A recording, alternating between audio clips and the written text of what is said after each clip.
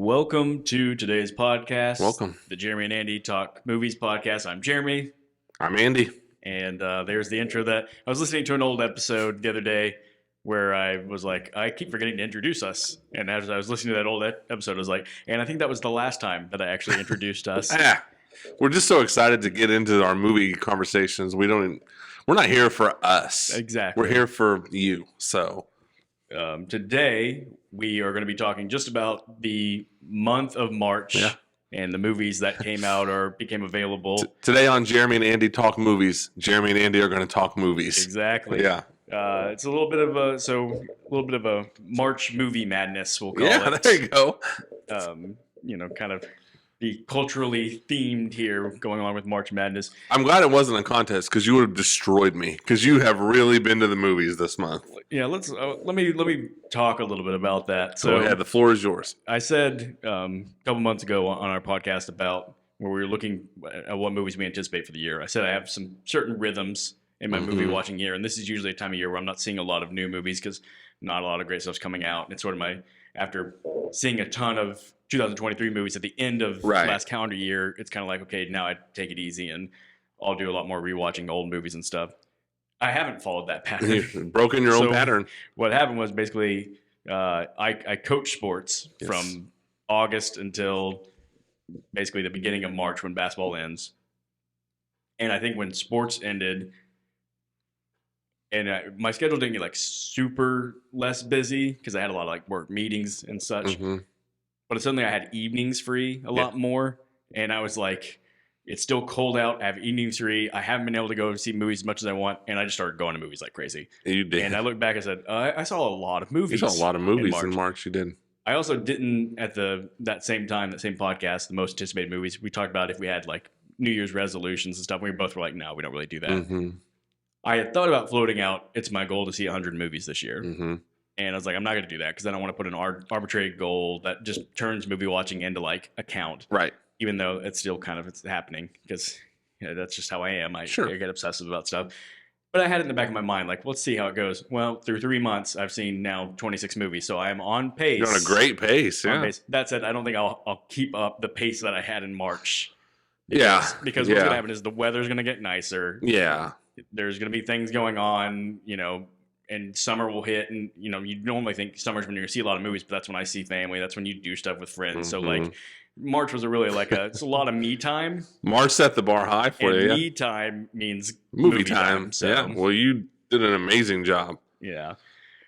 So what we're going to do is we're just going to run through a bunch of these movies. We talked about it like none of these movies really deserve their own solo podcast except for Dune 2, which got a solo podcast from us just on that movie.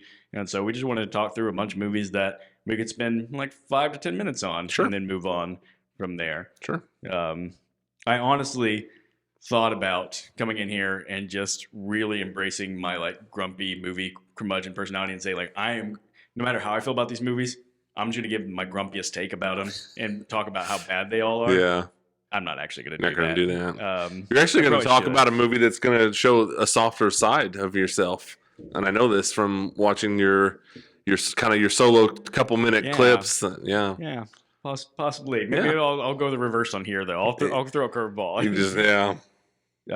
Okay. So, I'm not really sure the best approach to this other than just to start throwing movies out. Okay. And so that's what I'm going to do. What I'm going to do is, tell you what, let's start with the movies that are non-theatrical releases. Let's talk about some of the streaming movies that came out this month. So the first one that I watched was Spaceman on Netflix, starring Adam Sandler. Yeah. I am an Adam Sandler. I think I can say I'm an Adam Sandler fan without saying like I say that mostly as a sentimental guy who loved Sandler from the 90s and early 2000s. And now I don't see everything Sandler does. In fact, most of his like straight comedic stuff, I don't enjoy. What I really like is Sandler when he does unconventional stuff for him. Right. Steps out of comedy a little bit.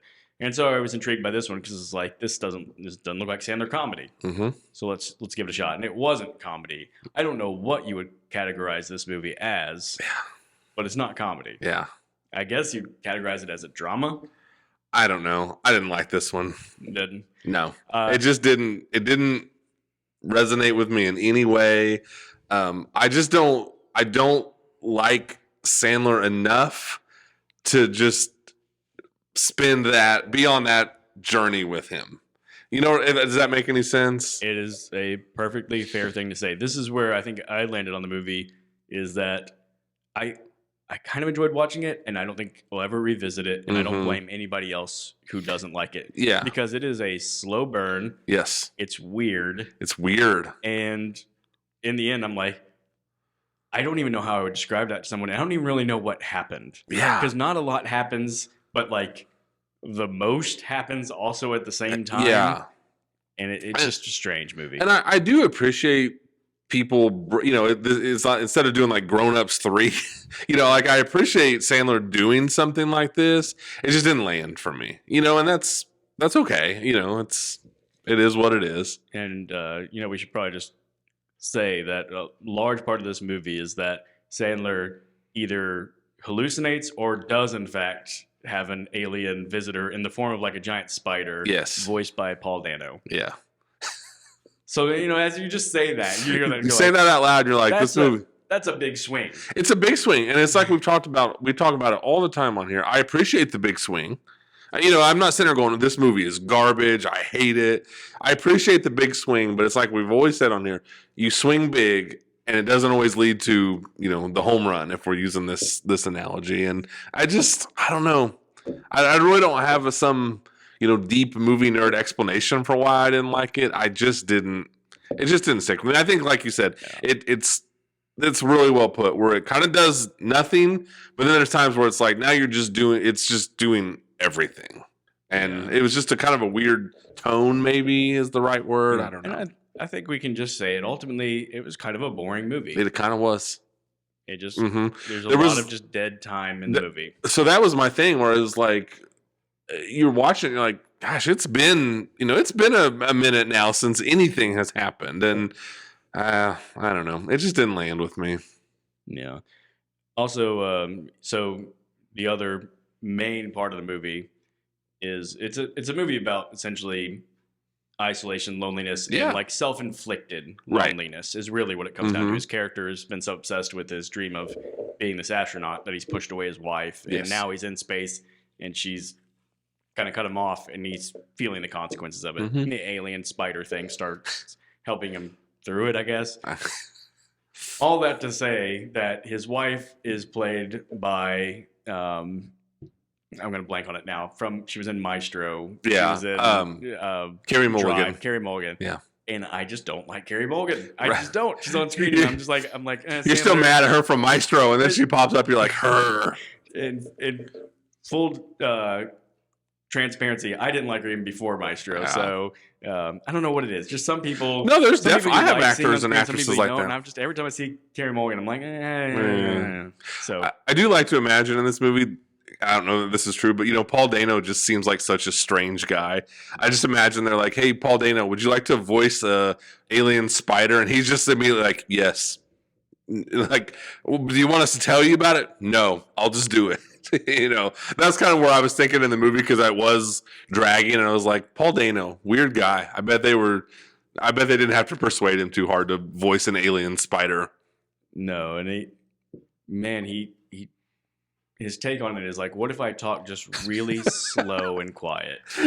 Because, like I said, it's Paul Dano, where it's just like, why don't I do, just this alien spider is not going to be entertaining or like have a weird anything. It's just going to be monotone and slow and quiet. You're like, okay, Paul Dano. Yeah. Not a movie I see myself ever watching again. No. Again, I'm happy to see Sandler taking a break from the. I am too. Because he's been with Netflix for a while now. He has. And I feel like all the Netflix comedies, they're so lowbrow. I'm just like, no. And then the Netflix stuff he's done that isn't comedy. So he did Hustle, the basketball movie, which I liked. I like that. He did the movie with. Oh man, I don't know why I become so bad with names as soon as we start doing the podcast. But he did the movie that had Ben Stiller in it with him, and it had oh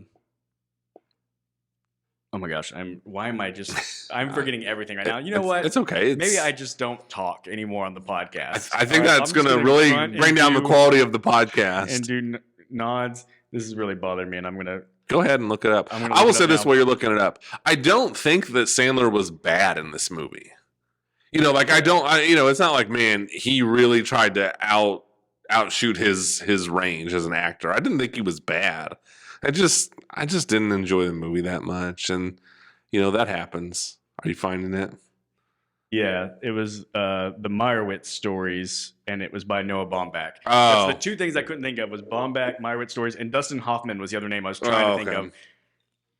You guys, okay, some behind the scenes with the podcast. We're doing this on a Sunday afternoon, a little later than usual. I ate breakfast like I don't normally do on a Sunday. I ate a good lunch.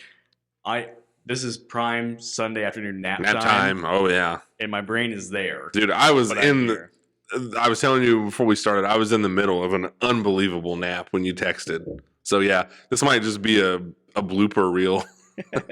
I'm out of it. I've eaten just so much food today because it's Easter while we're recording this, and it's okay. We'll power through. And I've been, trying to be a little healthier. I'm off sodas right now. Nice. I've been off sodas almost the whole month.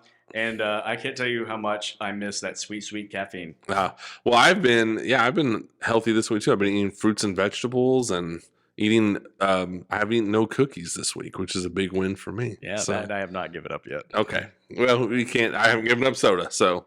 Let's stick with Netflix. The next movie we'll talk about is Damsel, which is a new vehicle starring the girl from Stranger Things. Millie Bobby Brown. Thank you. I'm so glad you also watched this. I was afraid maybe you'd make fun of me because I watched it. So I was glad you watched it also. And we hadn't talked about it yet. Yeah.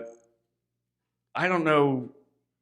It was one of those ones that I wasn't as much intrigued by as much as the cultural thing. Like, okay, Millie Bobby Brown's becoming a thing. Is this going to be I kind of want to see how she is. Like, what's her real acting chops? I haven't watched her in much besides Stranger Things. I know she did like the Enola Holmes. Yes, yeah. And I didn't watch those. I didn't even watch the last season of Stranger Things. So I'm just kind of like, okay, is this girl like a really good actress? And am I going to see something in this movie that shows me that, or is she not? And frankly, like, this movie ended, and I go, I don't feel like I know any more about her before this movie, because it is a weird movie. What it really made me think of is it reminds me of the way a teenager would write a movie and just sort of throw together pieces from all their favorite movies and be like, a little bit of this movie I like, and a little bit of this movie I like, a little bit of this show I like. And it's just that's what it felt like to me. Yeah. It sort of pieced together.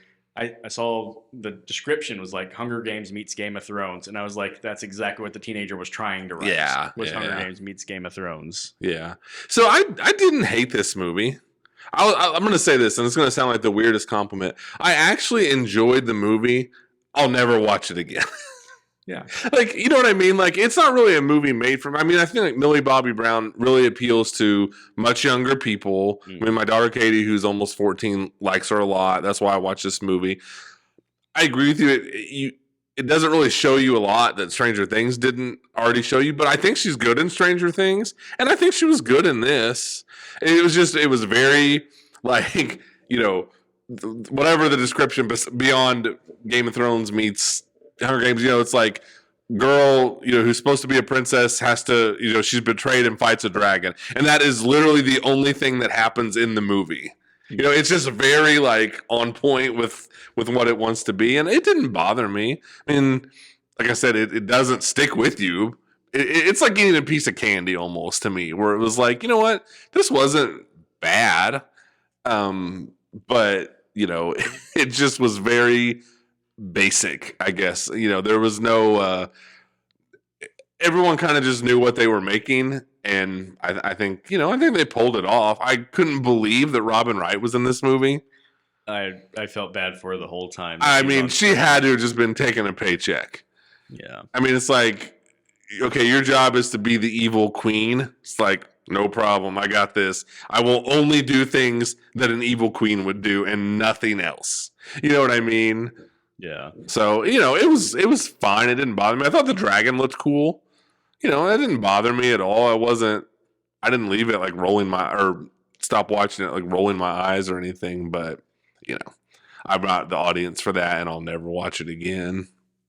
Yeah. I think that all accurately describes it. Like, I have to say, same with you. Like, It wasn't a movie that I was It's watching. not going to be on my worst of the year list. Yeah, it wasn't like pausing and checking like how much time do I have left. I wasn't doing that. No, it's very just gets right into it. It doesn't waste a whole lot of time. I mean, I bet within 10 or 15 minutes she's been chucked down into the cave and there's some, as I described it, made it sound like there's just not an ounce of originality to this, and it's because there's not much originality, but there's still some cleverness, and I'm always fascinated with, like we talked about before, limited set. Like, she's trapped in a cave, a dragon's cave, and most of the story takes place in there. She's trying to figure her way out away from this dragon, and so trying to draw out that story and build suspense through that, like it was enough to keep me interested. I really wasn't bored. I did laugh, and I was thinking that you would maybe tear this apart. Is the idea of just the magical little slug thingies that just heal everything? Yeah, that was a little bit much. But I'll say one more thing quickly. This is why I don't like streaming service movies, because Millie Bobby Brown, Stranger Things is a phenomenon. People love it. Back in the days, she would have made a movie like this. It would have came out in the theaters, and that would have given you some kind of handle on whether or not she was going to become a box office draw or not. And I don't like it that you don't get that anymore. Yeah, I wondered. It would have given you an idea, like, okay, like she can do this. Like she can open a movie, and she might be the big thing now. And now you don't get that because they. Maybe I'm wrong, but it almost feels like by sticking to streaming, they're playing it safe. Like she doesn't want to put herself out there to have the potential of a box office bomb. Right. And I was thinking about that. Is everything that she's done just Netflix? Because Stranger Things, the Enola Holmes, there's all Netflix. Yeah. I don't know if she's got a credit that was theatrical. I don't think she does. So I wish, not because I want to see her fail at all, but just to see, like, can she carry a movie? Can she lead a movie to decent box office? And she was in one of the terrible Godzilla movies. You're right. She was. That just popped into my head. Maybe she's better off staying on Netflix.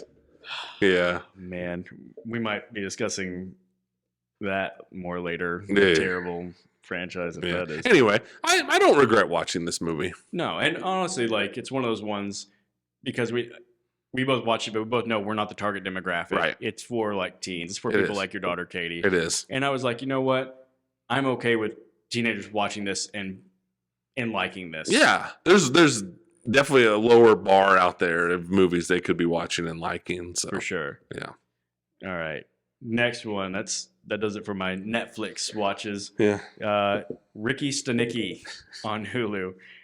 Funny name because it's a clever premise for a movie. Mm-hmm. So the premise is these three friends who, when they're kids, to avoid getting in trouble in a situation that they caused, wrote on a piece of evidence on a jacket, Ricky Stanicky, just made up a name, hoping that person would take the blunt. And then throughout their lives, Ricky Stanicky has just been this character that they use as an excuse. Scapegoat, yeah. And then eventually they pushed it so far, like they've got to produce somebody and show them to like their families who is Ricky Stanicky, and the only person that they can get is John Cena, who plays a really eccentric, we'll just say, person who describes himself as an actor. Mm-hmm. So they're like, well, he's an actor, maybe he can pull this off. And then the hijinks ensue. They do ensue.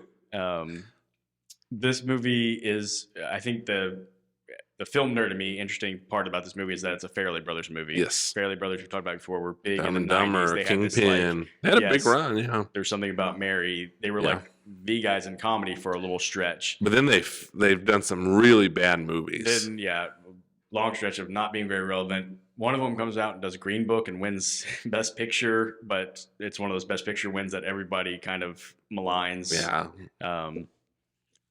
And so I was like, okay, this is them getting back to their roots, doing comedy. Do they still have it at all? Mm-hmm. And I left going, they've still kind of got it. Mm-hmm. It's basically where That's I a really, landed. I just got to admit, I like John Cena. Yeah. I really do. I just like it that, man, he just goes for it. Yes. He has he's really famous from wrestling. And he was really successful in wrestling for a long time.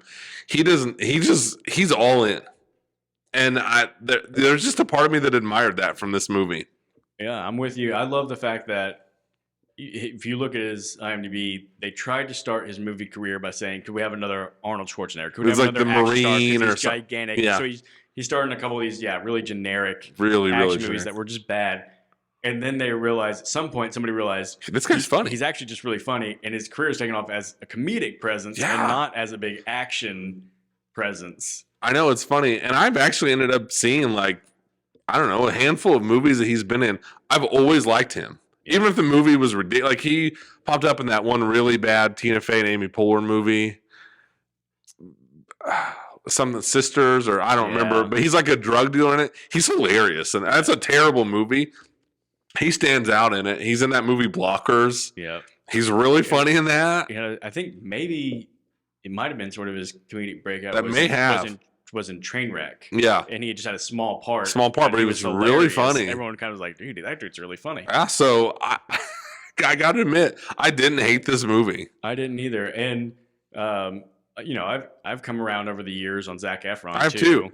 Especially after, it's so funny, before this it was Iron Claw, in which I think he should have got nominated for an Oscar. Yeah. And then it's Ricky Stanicky. But no, he's good in it. But this was the Cena show to me. And look, it's so funny. Like I always say in here, you don't want to sound like a hypocrite, because sometimes I've been on here like, this movie was so stupid, and this movie is so stupid.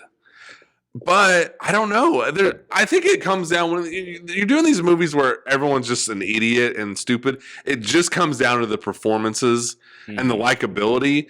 And I do think there's that difference between everyone in this movie is stupid and they're just mean and hateful, or these movies where it's like everyone's stupid, but darn it, you kind of just like these guys in spite of themselves sometimes, and maybe that's the difference. I don't know. But this movie, I kind of enjoyed it. There's I think one thing the Farrelly brothers have always done well is they get like unique character traits to their characters that either play really well and great in jokes, or they play really poorly. Yeah. And their bad stuff, it's like it just doesn't. It doesn't work like at all. That line doesn't work, and they kind of like repeat the things.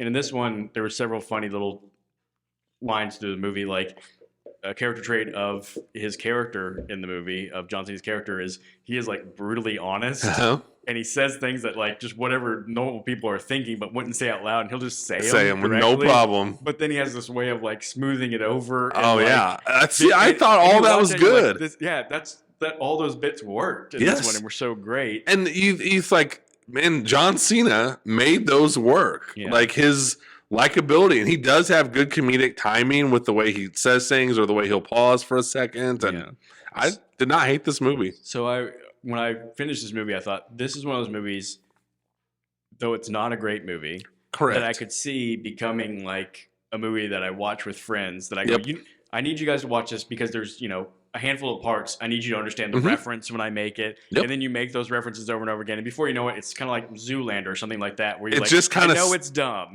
but it's good.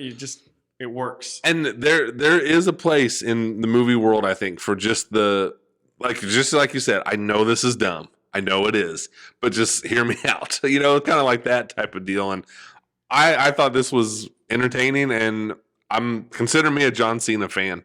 I never, I'm surprised to hear myself say that in movies. But I just think he always delivers. I think he's funny. Yeah, he is. Not okay. So I'm looking forward to whatever Cena does next. I'm looking forward to whatever Efron moves on to.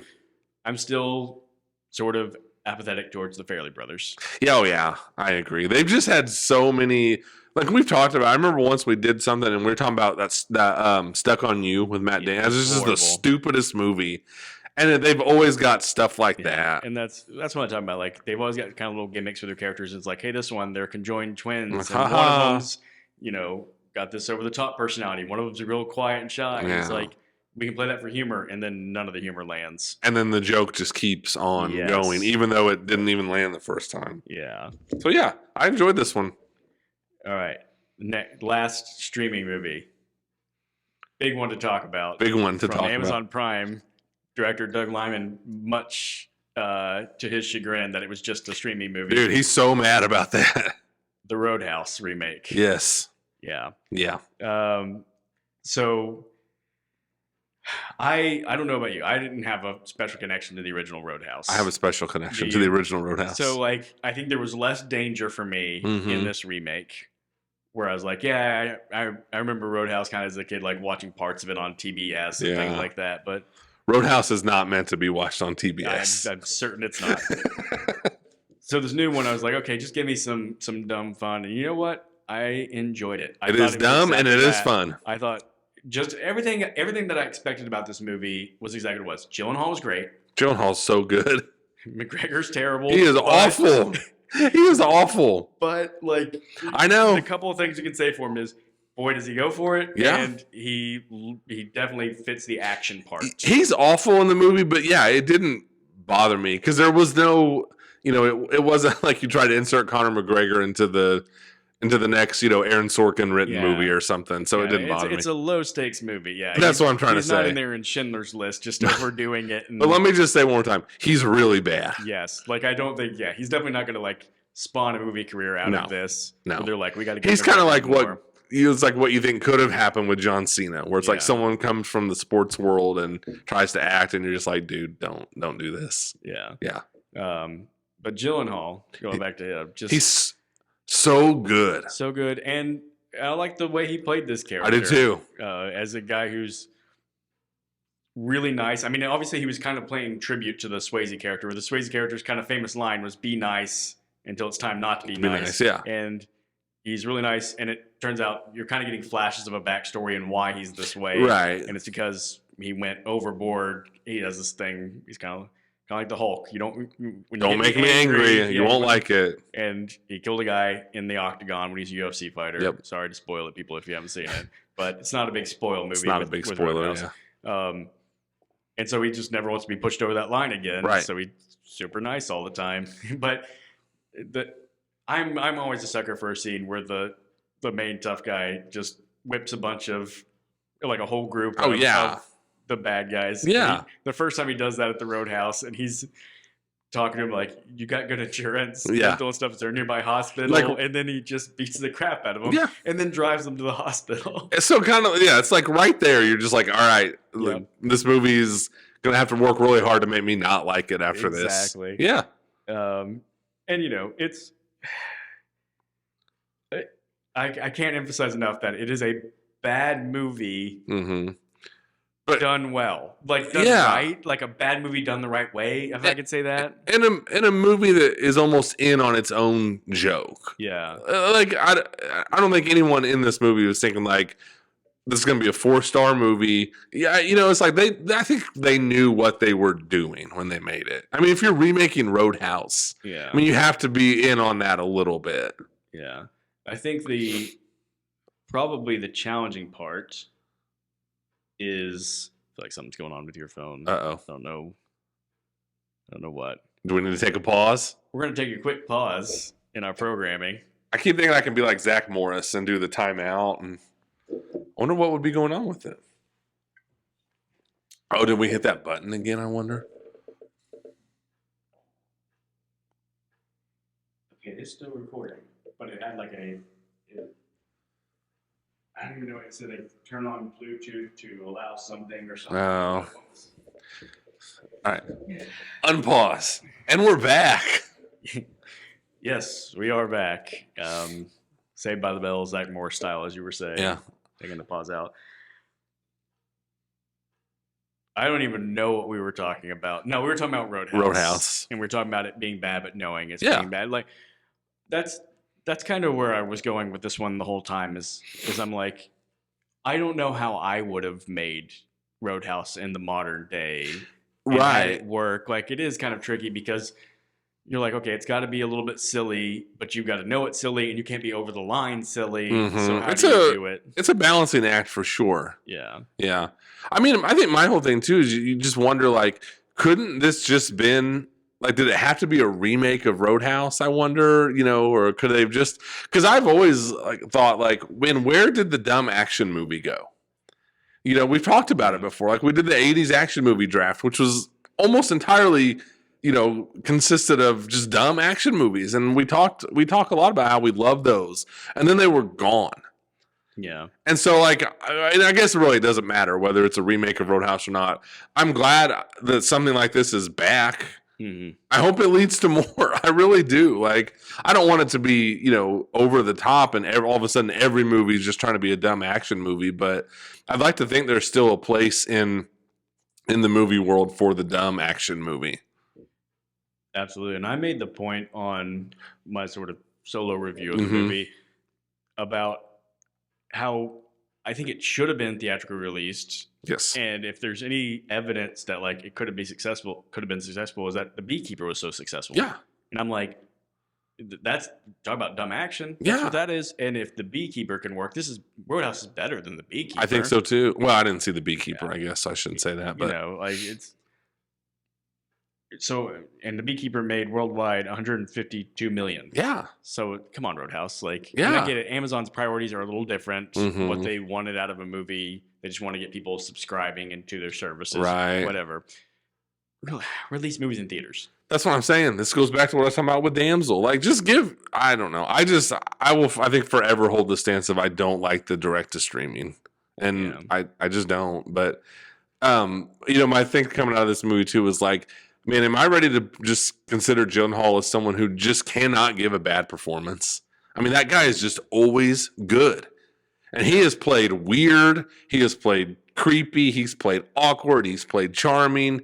He seems like he's done it all. And he just always delivers. Yeah. And he's moved on to my list of people that I'll see a movie just because they're in it. Yeah. And I think the thing about him is he seems like he's been a star for a long time. I mean, he started when he was like a teenager or basically a child. He was in like Donnie Darko, which is like early 2000s. And yet again, you get little snippets from interviews and like just the way he does movies, you kind of piece things together. He seems like a humble guy. He seems like a guy that like will do whatever the director's saying. I need you to do this. Yeah, he's not like an Edward Norton type who's like, I'm going to take this over and and I need to be cool, or I need to be something. He's just like, and of course, he's really cool in Roadhouse, but any role he does, he's just like, what does the role call for? Yeah. And I'll be like that. Yep. So yeah, I really like that about him. Maybe his most over the top sort of extreme performance that I actually think didn't really work, but he was really going for it was in Okja. Yes. Which was Bong Joon-ho's movie that went right to Netflix. And man, was he over the top. He's over the top. But the thing I respected about it was like, again, he's an A-lister basically. He headlines movies. He was playing a supporting role. Yeah. A really weird role, but he's a guy who's just like, hey, Bong Joon-ho, you want me to be in your movie? What do I need to do? I need to be this weird guy. Okay, I'll do it. Yeah. And he's in. And absolutely. And so I respected him, even though I didn't think I thought that one was like, this is too much. You're going over. He's a lot. But again, I respected it because of his willingness to just go for it. Yeah, and it just gave off just like those guys in the 80s, Swayze included in the original Roadhouse. This movie would not have worked at all if Gyllenhaal wasn't. Oh, for sure. Not at all. Yeah, I think, like we said, that balance between being too silly and stuff, like what really I think made it work was that you had an actor as good as Gyllenhaal selling it and like grounding it and being the guy you're wanting to follow through the movie. Absolutely. So I had a lot of fun with this one. For sure. Did you happen to see any other streaming ones? Because that's the end of my streaming list. I don't know. The end of mine also. Okay. Yep. Perfect. So 4 streaming movies.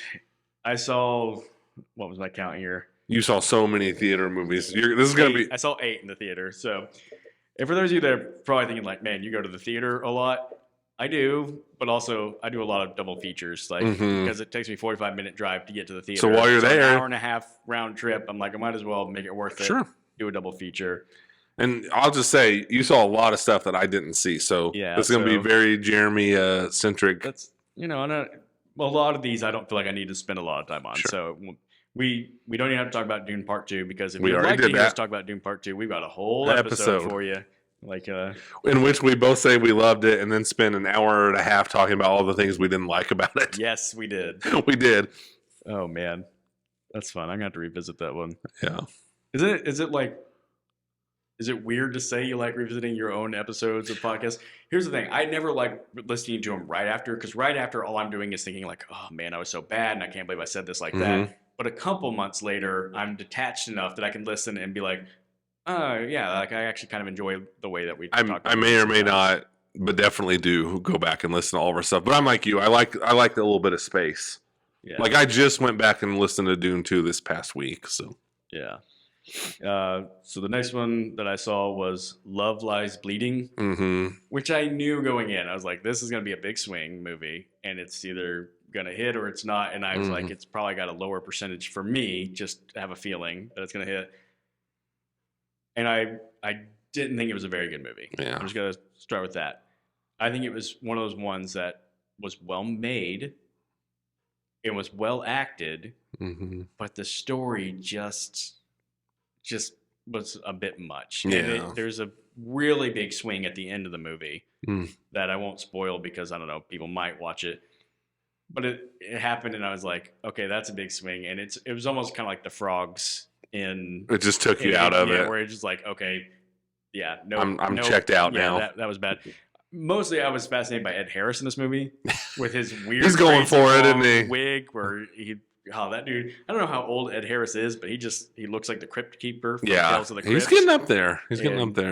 But he's still got that powerful screen presence. Oh, I love Ed Harris, yeah. I think Kristen Stewart's a really good actress. She's weird as can be. And that's, I hate to say this, but it's like her weirdness she gets in her own way. I think she can be good too, but she is so insistent on proving to everyone that she's like the weird, I'm out there person. So, yeah. And then what's the other actress? I don't remember her name. She's signed to be in something big. Yeah. And I'm like you now that I'm blanking. And this was kind of her biggest role so far. She's had like some small... She was in The Mandalorian a little bit. And she was in the last Ant-Man movie. Role in Quantumania. Yeah. But she just signed on to be in a big director's next project. But anyway. But she did a pretty good job. It's a weird character she's playing. She's playing a female bodybuilder. In real life, she really is like... Pretty jacked, that. So, I guess... How convenient for the filmmaker that they wrote the part for a female bodybuilder, and then there's this actress that's kind of coming along, and she actually is that. And the movie didn't perform. I mean, it just didn't make money.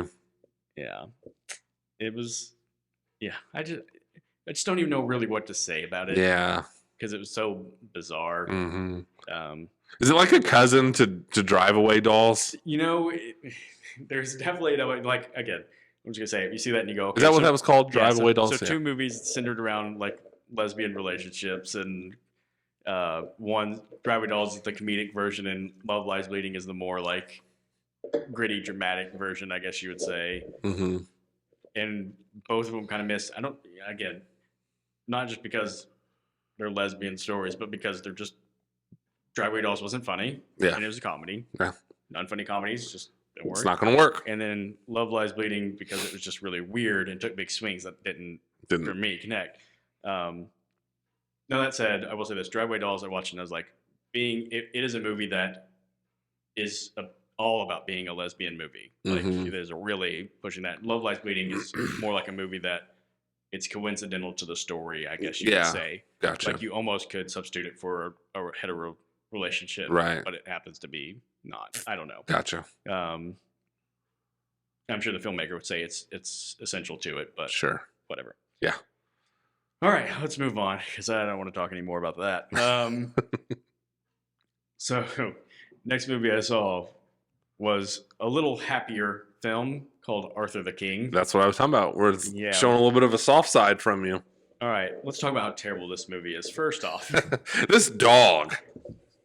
Don't start with me on dog movies. If you're not an Air Bud movie, get out of here with your dogs. Get out of here. If you're not Golden Receiver. Yeah.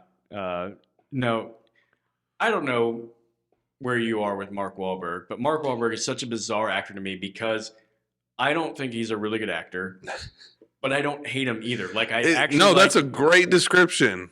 Like I kind of like Wahlberg. He's got like a weird likability for someone who plays like a lot of unlikable, kind of tough, kind of but a-hole-ish. I was just gonna say that there's always that little bit of like, but this guy's an a-hole, possibly in real life too. I'm not saying that's true, but it kind of he's a Boston guy. I think that's the best. Yes, there you go. Guy. But like I think he's really good in The Departed. Yeah. There's that movie about the Boston Marathon bomb, Patriots Day. Yeah. He's pretty good in that movie. So I had a friend ask me, and I have not responded yet because I've been thinking about this. I put my review of this movie on Instagram, and a friend of mine, Nathaniel, good friend of mine, asked.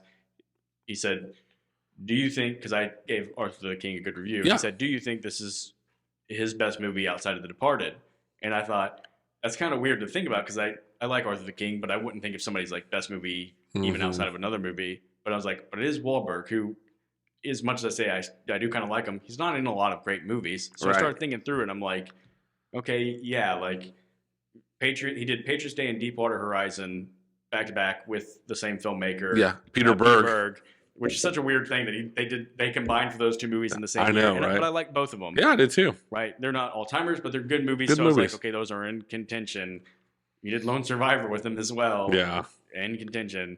A lot of people throw out some of his earlier stuff. Boogie Nights, obviously. Fear. I know a lot of people like it. So that's a cult classic. My daughter Molly just watched Fear for the first time this week, and she texted me and she was like, "That was something." Three Kings. Three is Kings. A movie but as I'm going through, I'm like, I don't know, like what I would say is my favorite Wahlberg outside. That's a really good question. The Departed. Yeah. I don't know. I don't have an answer ready for that. I'm still thinking about that, Nate. Just so you know, that's why I haven't responded. That's how you know it was a good question. It's making you think. Yeah. What's Wahlberg's best? But Arthur the King, I'll say it's sort of a sporting movie. Obviously, like it's this adventure racing team. Yeah. I'm a sucker for sports movies. Yeah. It's an easy to like formula. It is. It's classic underdog too. Mark Wahlberg's getting old enough now that he's the guy that's out of his athletic prime. Because it's kind of his last race. He's got a wife and kid in the movie, so like and one of the guys on the team is another old guy who's got a bad knee. Who the other top team gets rid of him because they're upgrading, so he takes them on. And, and then then the dog. The dog is a literal underdog because this homeless dog that follows him along. What I think works so well in this movie is that it follows the human characters almost primarily for like the first half of the movie. Based on the previews, I was like, this whole movie is gonna be about the dog. It's gonna be like Homeward Bound, where this dog is leading this group through, and it's not that. Yeah, it's an adventure racing movie with these characters. Then the dog kind of joins them, which is a smart use of a dog in a movie. Yeah, and then the dog doesn't do too much. Like that's really where I thought they were gonna lose me. Is the dog's gonna be like super powered dog, right? You're like, this is ridiculous. And other than the fact that the dog does things off screen that seem incredible, which is he keeps up with them through this race, and they're like, even like, how did the dog make it here? But they never really explain it. And then once the dog is with him and on screen, he's not doing crazy supernatural things. Right. And I was like, okay, now I'm on board with this. This is how you keep me with you in this movie. And then it's just a good, heartfelt movie. That's what I've heard from everybody. Yeah, I was like, this is a good family movie. Yep. I feel bad that it bombed at the box office. Like pretty badly. Like I was just reading before we started, it's made like $19 million, and it's pretty much already. I mean, it's not going to go much past that, so it didn't do well at all. Yeah, I could see it finding a second life again on streaming. I guess this is again where it's impossible to quantify, though. Like it's the type of movie that in the old days you say maybe it has a second life on video, and then we can actually quantify like how much it makes at rentals and DVD sales. Exactly. But in streaming, you never know. Yeah, I don't know. But yeah, it didn't do well. That's too bad. Yep. Next movie I saw was The American Society of Magical Negroes. This one was one that, again, I went in with pretty low expectations, but I was kind of like, I mean, because you just hear the name and you're like, what is this? What is this movie? Yeah. And there's obviously a lot about race, as it's the Society of Magical Negroes is about keeping white people happy because when they get upset, that's when they're dangerous. Right. And so what I think surprised me was, as much as that premise is all about race, like much of the rest of the movie, the moments aren't about that. And it actually plays pretty fun throughout most of the movie. It doesn't get really heavy. Like he does a great little speech at the end, that kind of culminates his feelings about living in the world and being African American. But most of the moments in the movies are like the relationship he has with the girl is really charming. There's a lot of funny parts that have nothing to do with race. Like he's an artist who makes art out of yarn, and it's really dumb looking. And there's a lot of jokes at his expense about his yarn art. There's a great running joke referencing the Green Mile in the movie because they show these like great depictions of people from this magical society in the past, and one of them's like a straight homage to the Green Mile. Sure. Guy walking, he's a prisoner and with the officer, and then he does what the guy in the Green Mile does to heal Tom Hanks. Oh, gotcha. And then so like it's following a couple of other people who are on missions, and this guy's trying to implement the same strategy. Nice. It's just super awkward. Nice. It's always great when the joke lands. So I mean, things like that where I'm like, this movie's actually really funny, and I thought going in like this movie's obviously not going to be for me. Really heavy-handed, really heavy-handed, and all this stuff, and I'm not going to tell you that it's some great movie. Sure. But like, you had a good time with it. Yeah. If people are like, is it worth a watch? Like, yeah, give it a watch. Yeah. Well, it's like we've said on here before. There's nothing wrong with a movie just being good. Not every movie's great. Yeah. So. Yeah, exactly. I would just steal a term from Bill Simmons' dad. He calls them 5 o'clockers. Yep. Which is such a great term. Yep. It's like it's not worth. You don't need to wait till 7 o'clock and pay the extra money and be out late. But if you got a little time after work, catch this movie. Yeah. Yeah. So that movie's a great 5 o'clocker. Nice. All right. You want me to keep going? I feel like I've really dominated. No, that's fine. All right. Next one I saw was Knox Goes Away. Mm-hmm. And this one is. Oh, I've skipped one in here actually. Whoops. Because what I didn't write was One Life. That was actually the next one I saw was One Life. I saw them back-to-back nights. Yeah. Okay. So One Life is based on a true story. This is one of those like real heart-stirring stories. It's based on a guy who was English and he went to where'd he go? Somewhere like where'd he go? I'm gonna say the wrong place. Czechoslovakia. Yeah. So that sounds right. When Germany was first like starting their advance across Europe, and these people are fleeing and trying to get out of the country, and he starts working really hard to get all these kids out of the country. Mm-hmm. It's this real, basically like procedural labor because it's all about getting passports, getting funds raised for him, doing all this stuff where he's not even really like the guy on the ground. He's kind of the guy just like trying to make this happen logistically. Mm-hmm. And they save hundreds of children, but of course it's one of those in war, it's never enough. Right. And he's kind of simultaneously like haunted by all the children he couldn't save, but also like he feels like it's a really important part of history. So it follows 2 timelines. One is the older version of this character is played by Anthony Hopkins, and he's trying to clean out his place. He's kind of been a hoarder of things throughout his life, and as he cleans out his office, he's having the flashbacks. The briefcase with all the he has basically a scrapbook of all this stuff. And he's trying to figure out what to do with it because he's like, I don't want it to just get lost. It's an important history. I want to give it to someone who cares. And then it's flashing back forward to what happened. Sure.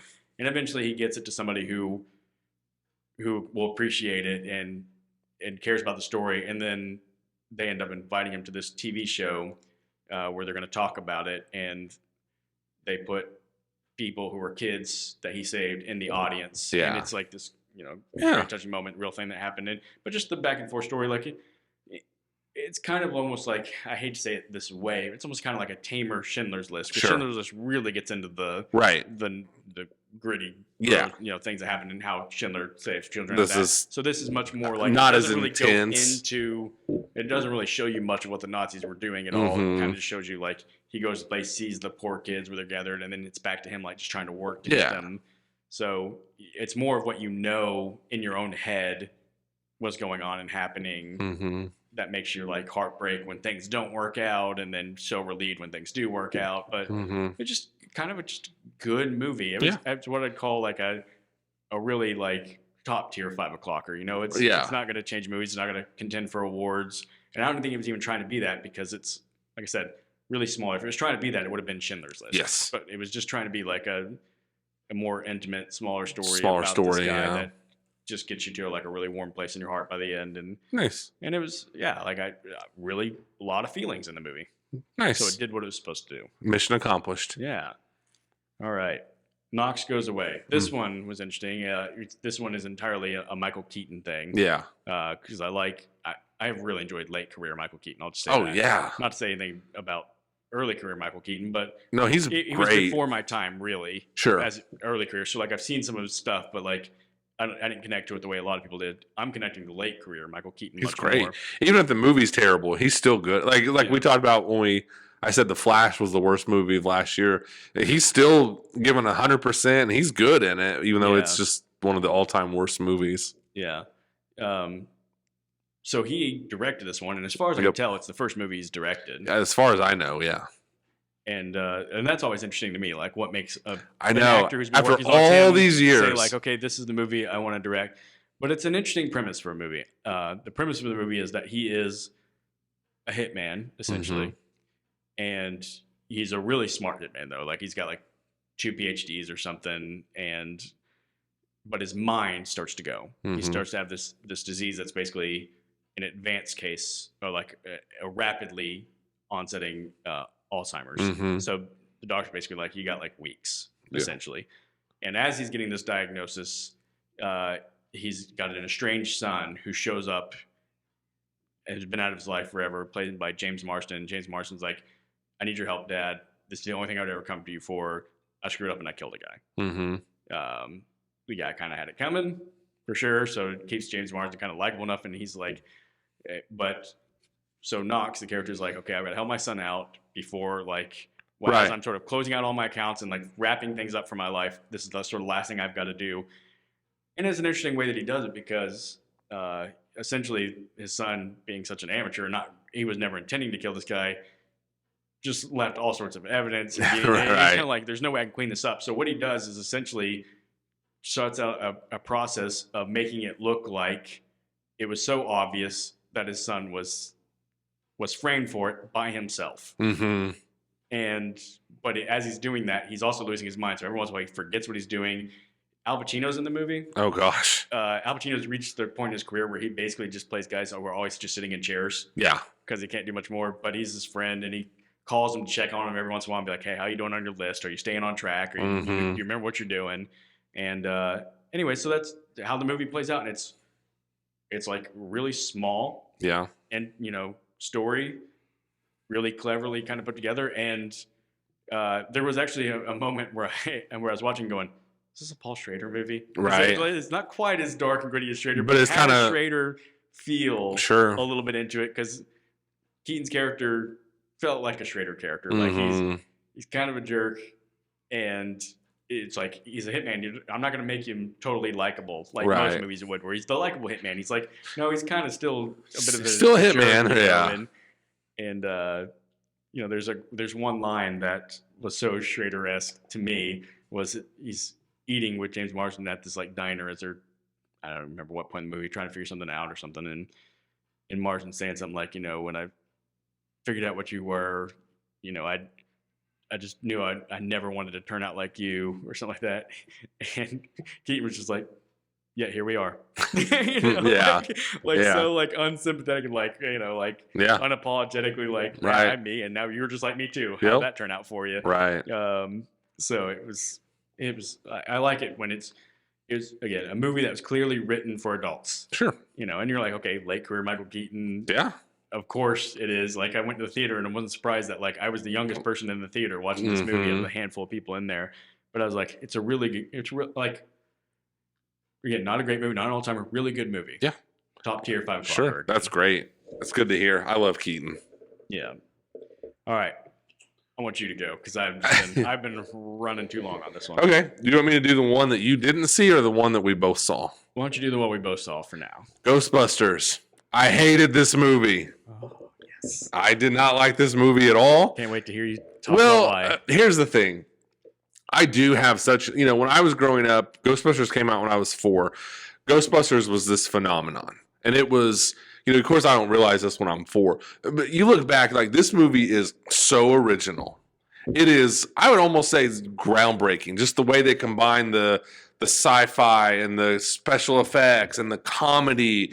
And it's not just like, it was a, even though it's a movie called Ghostbusters, it was almost like a smart comedy. I don't want to say prestige, but it wasn't like, oh, this guys fell down the stairs. It was, Bill Murray is so witty in that movie. And, Rick Moranis is hilarious. And anyway, Ghostbusters originality is just flowing out of Ghostbusters.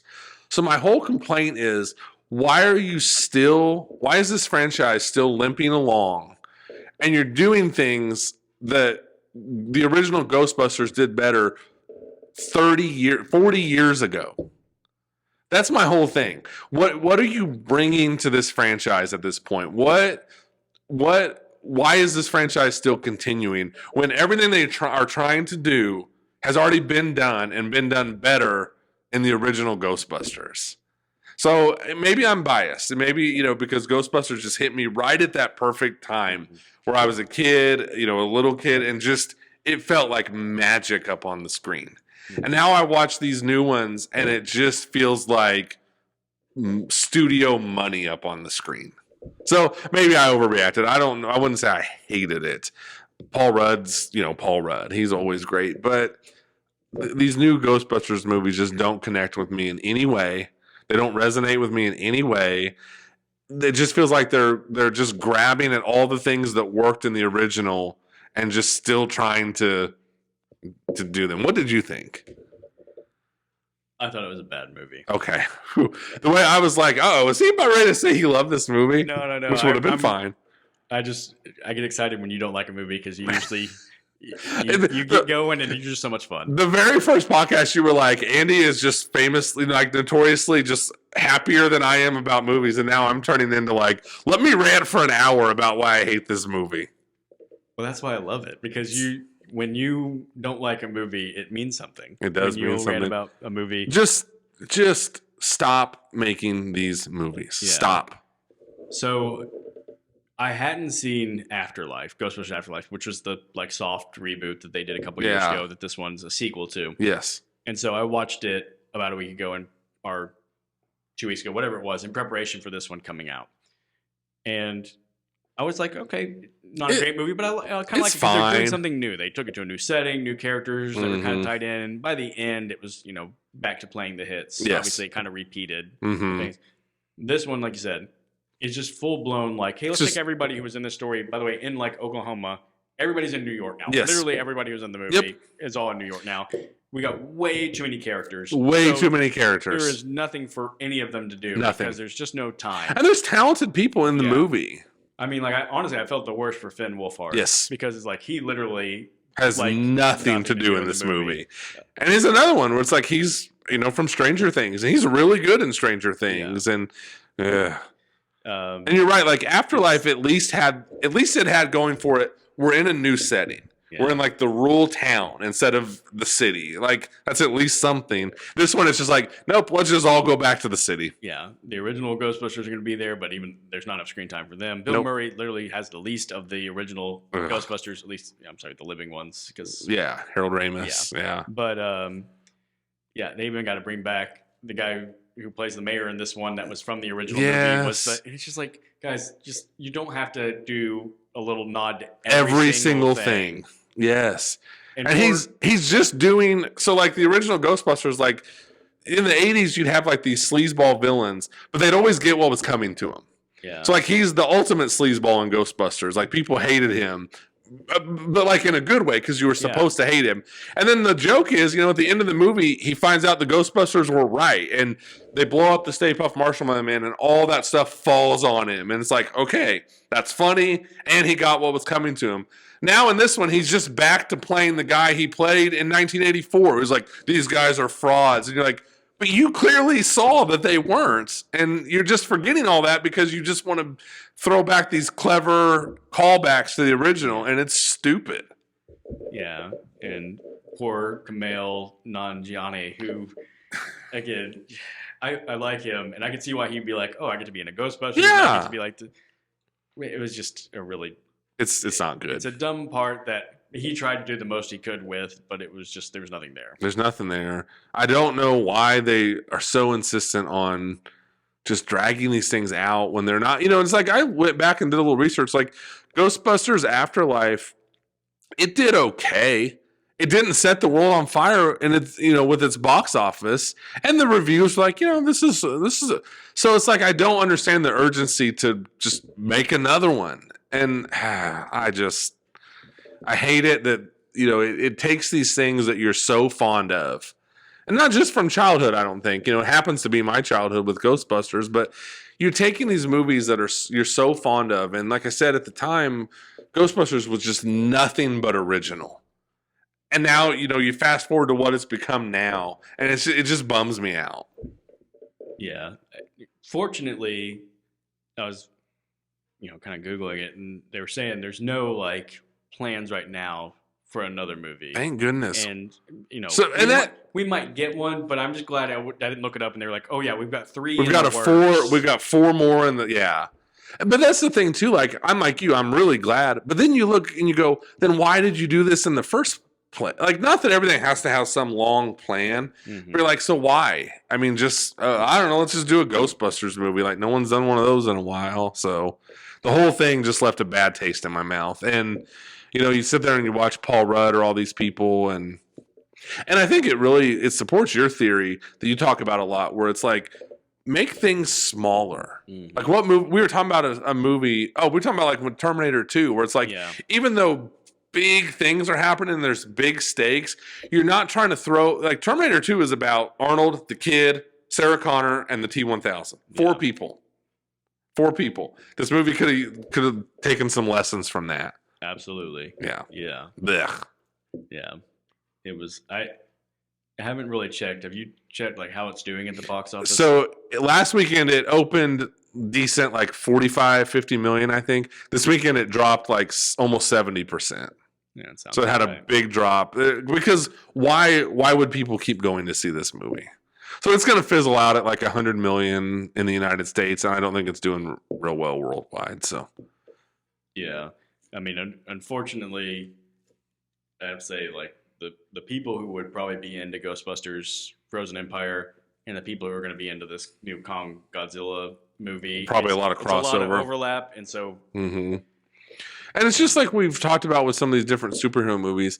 These big franchise movies need to stop thinking they're so clever. Like, they get so in love with their own ideas, where it's like, oh man, we just threw out this really clever homage to the old one. Or even like in Ghostbusters Afterlife, Sigourney Weaver just kind of pops up at the end of it, and you're just like, why? They just think they're so clever. Superhero movies are really bad about it too, where it's like, did you get that?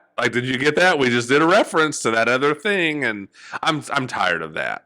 I'm tired of movies doing that. So yeah. Okay, I'll stop. No, otherwise, I'll just go on, and this will just turn into a whole Ghostbusters episode.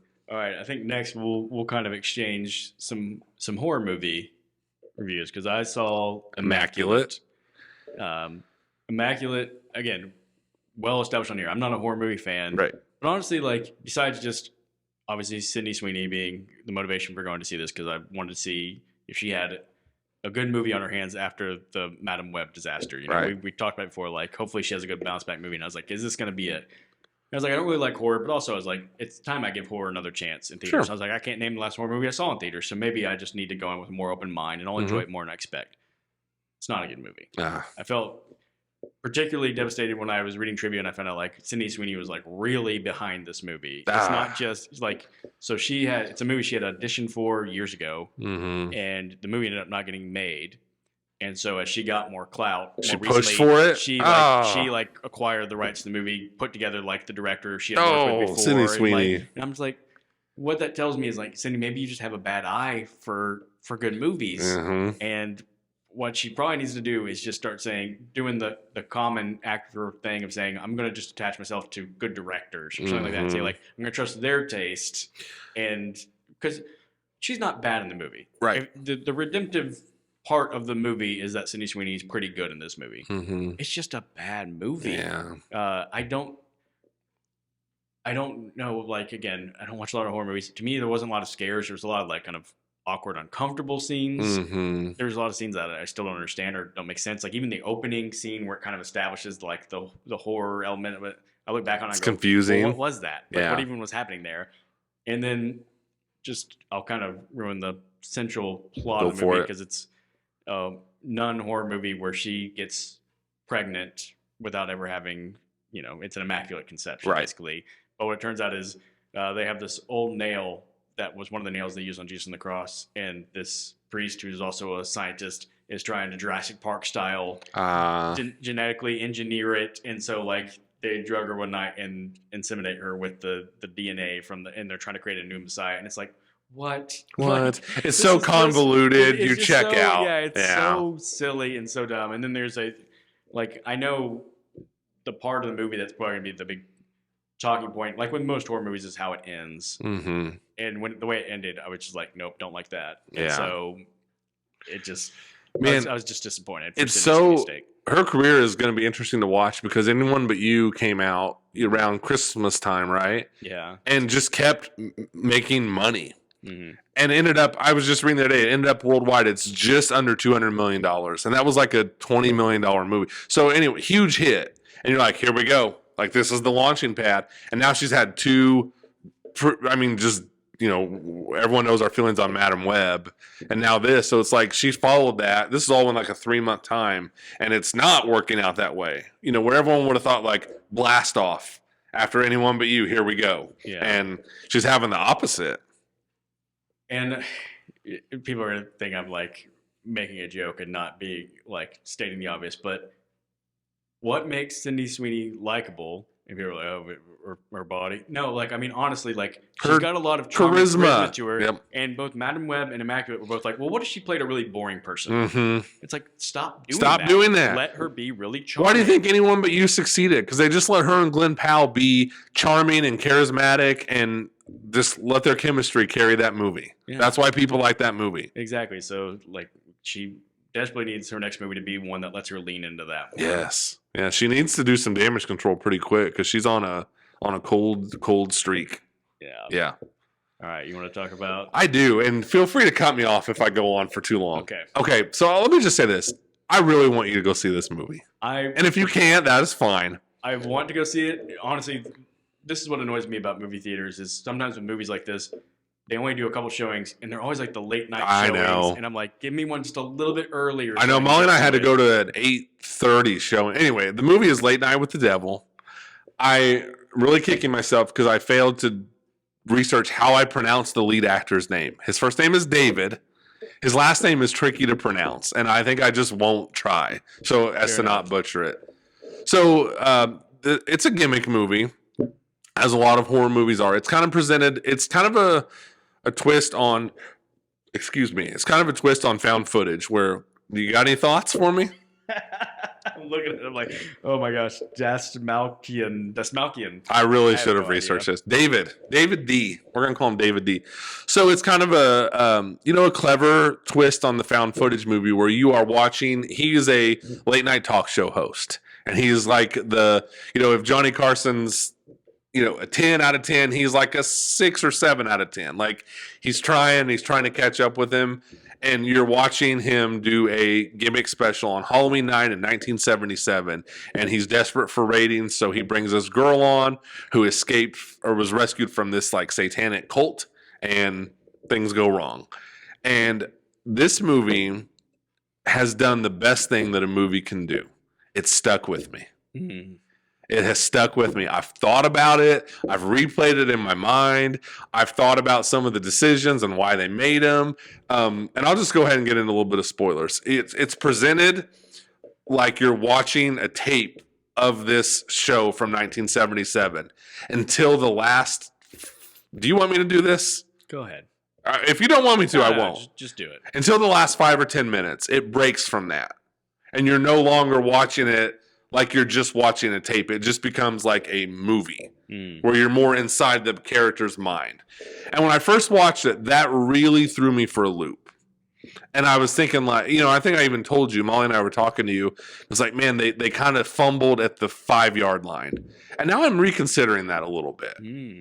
So that's why I really would like you to see this movie because I'd love to have a good discussion about it. I still don't think I love the fact that they broke.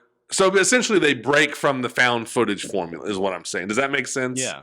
It's like if Blair Witch, if all of a sudden you were seeing it through Heather's point of view, and you're just all of a sudden watching a movie. Yeah. And that's what they did, and they don't get it just happens, and you're like, oh, like for a second I was like, wait, what is like Molly and I even just kind of looked at each other, and I was like, oh, okay, I'm back on board now. They've broken from the the found footage gimmick. And that took me a little bit. But regardless of all that, this movie has just really stuck with me.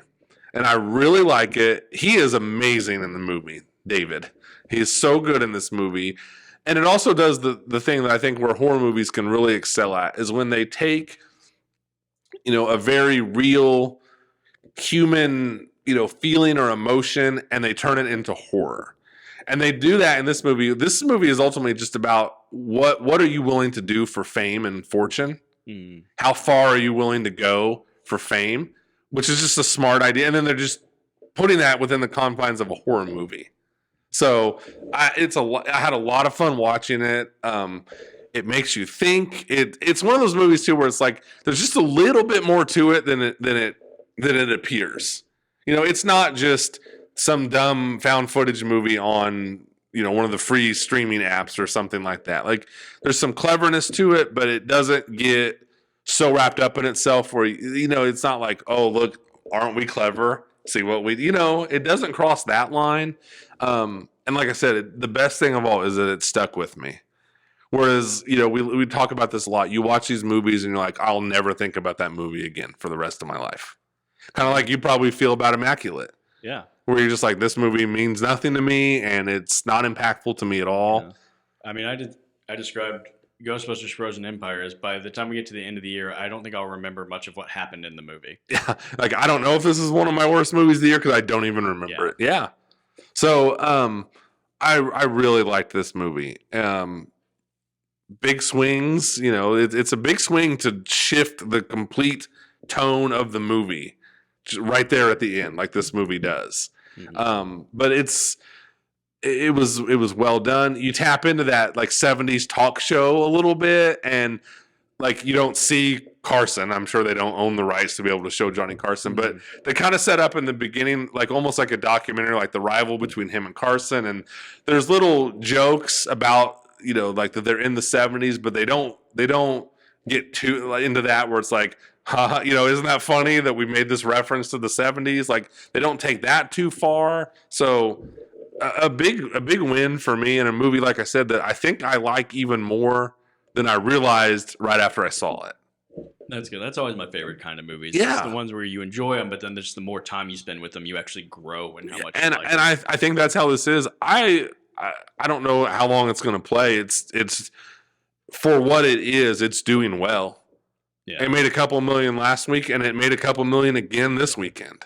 So, I mean, it kept its audience, and it's a movie that's kind of getting a little bit of buzz, I think, online. And that is the thing with horror movies is because they're usually so low budget that it's not hard for them to be successful. Yeah. Immaculate, I think, has pretty much already made back its budget because it was like a $9 million movie, and it's already made like $9 million. Yeah. So I'm really happy that we went to see this movie. When we did our, like, what are we looking forward to in 2024, I made the comment of, like, there's always that movie that you don't even know about. I had no clue this movie was a thing until, like, 3 weeks ago. Yeah. And then I just happened to be scrolling. Sometimes I just check because theaters now are pretty good about, getting just some random movie that you wouldn't expect. And it happened to be playing. And I was like, I feel like I need to take advantage of this. And I'm really, really happy I did. That gets me more excited to go see it. So I'm definitely going to see what I can do about getting up to a theater. And if you can't, you can't. And I'm a horror movie guy and you're not. So you might come back and go, I don't see where all your enthusiasm is coming from. Yeah. And I'd also just point out, too, it's an hour and a half long. That is always nice. It is. It especially if it's a gimmick movie, which this is. So it doesn't overstay its welcome. It's boom. It's just right into it, and it really flies by. So, yeah. Damn. Did I go too long on that? No. Okay. I'm looking. We'll have to talk about it again once I see it. Yeah. See if we can get some response to all that. All right, last movie I saw, I'm not going to talk about this one long, was In the Land of Sinners and Saints. Mm-hmm. This is a Liam Neeson movie, but fortunately it doesn't feel like whatever the past 10 years of Liam Neeson has been. Just trying to recapture the success of Taken. Because, it's I guess you could call it an action movie, but it's definitely not like it's definitely a much quieter, smaller action movie. It takes place in Ireland, where he's from. It's taking place in, oh man, I'm going to mess up the time period. It's like 60s or 70s or something like that, but it's when Ireland had civil unrest like crazy, and he plays again kind of a hitman, and it's I'm realizing that's a lot of these movies. Yeah. So they play a hitman. But again, at the end of his career, thinking about getting out and retiring. But just well acted, well done. And I always loved the setting of Ireland because, man, it's always beautiful scenery. Sure.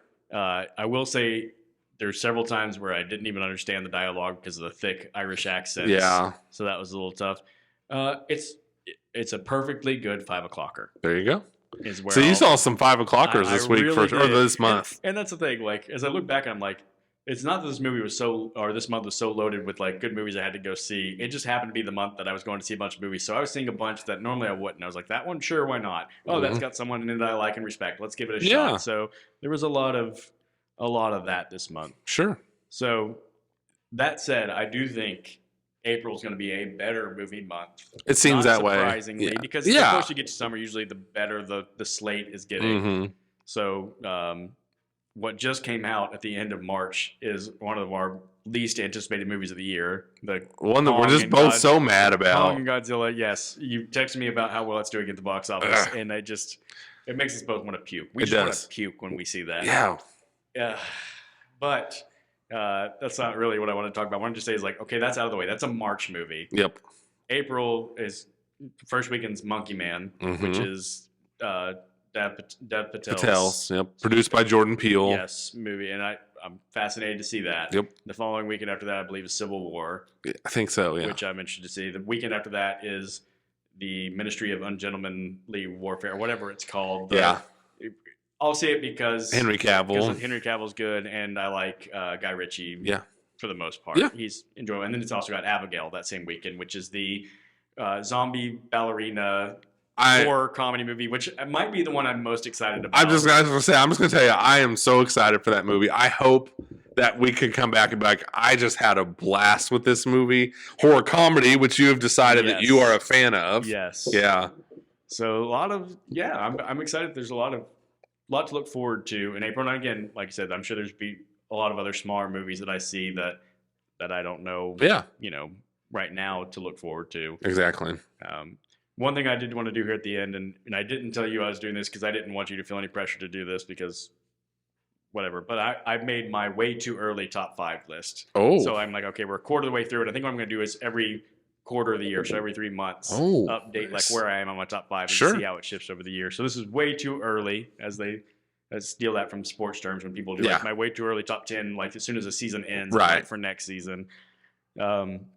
So my way too early top 5 is number 1, Dune Part 2. Yeah. We talked about at the beginning, when we did Dune Part 2, that we both were like, I could see this being in my top 5 by the end of the year, but hopefully like the latter part of it. And so right now it's my top movie, but I'm kind of like, I'm hoping my top movies on my list right now are more like in contention for the last spots by the end of the year. So Dune Part 2, top. Number 2, Book of Clarence. A movie I really want to revisit because I still kind of like, did I really overreact to how much I enjoyed that movie? Maybe it's not that great. You also may have been the only person who went to see it. I may have. Because that movie tanked hard. I think there's a little bit of that too where I'm like, I've got to champion this movie because... Sure. I love champion movies. Not having, nobody else is championing it. Number 3 is still, I'm not sure if it's a bit of a cheat or not. It's Society of the Snow. I say it's a bit of a cheat because it's listed as a 2023 movie, but I still count it as 2024 because it wasn't available in the United States until 2024. And we're going to call it a 2024 movie. I'm counting it as 2024. Sure. And then I rounded out with number 4, One Life. Number 5, Knox Goes Away. Perfectly good movies. I don't ever expect them to be top 5 movies. They're the type of movies usually by the end of the year. I'm like, I just kind of want to give an honorable mention shout out to a movie I enjoyed. But as of right now, 26 movies into the year, those are my top 5. Nice. Sheesh. You want me to try and do one? If you don't even have to go top 5. You just want to be like, I can do a top 3. Okay, go ahead. Because I would say probably Dune is number 1. Society of Snow probably number 2. Late Night with the Devil number 3. But I might be able to swap Late Night with the Devil for Society of Snow. So I'm gonna try and champion that movie. Like you wanted, do it, yeah. I mean, that might be my favorite thing we get to do on the podcast. Just champion things in the hopes that other people will buy it. I hope so. I got to champion Book of Clarence. I got to champion last year Godzilla -1. Yeah. So just finding these That's movies really that, fun. people aren't seeing. More it's people really fun. And then what are we going to call it? The reverse championing of where we say people don't go see Kong. Stop going to see Kong versus Godzilla. Stop going to see these Ghostbusters movies. Yeah, the reverse champion. Yeah, exactly. Yeah. We'll have to come up with a good name for what we do with that. That's right. Yeah.